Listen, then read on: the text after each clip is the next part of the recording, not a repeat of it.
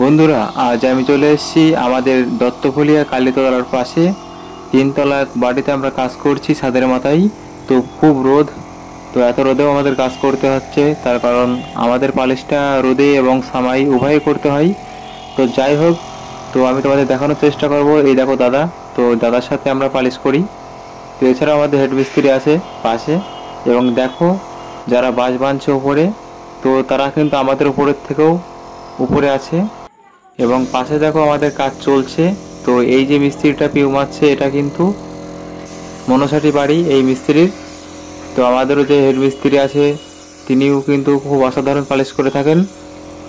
তো দেখো মডেলটা খুবই সুন্দর তারা চয়েস করেছে। এবং দেখো আমি উপরে বসে আছি, তাদের ধারেতেই আমি বসে আছি। তো কোনো ব্যাপার নয়, যেহেতু এখানে গাছ ছিল এবং গাছের একটু ছায়ায় আমরা বসছিলাম। তো ছাদের মাথায় খুব গরম পড়ছিল। ফাইনালি আমরা খাট কমপ্লিট করে নিচে নিয়ে চলে এলাম। তো দেখো খুবই সুন্দর দেখতে লাগছে। তো যাই হোক, আমার মোবাইলে একটু লাইট আপ ডাউন করে বলে একটু দেখতে খারাপ লাগে, কিন্তু চোখের সামনে দেখলে তোমরা বিশ্বাস করতে পারবে না, খুবই সুন্দর হয়েছিল পালিশটা।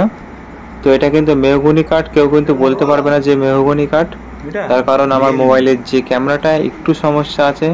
তা খুবই সুন্দর মডেল, দেখতে অসাধারণ।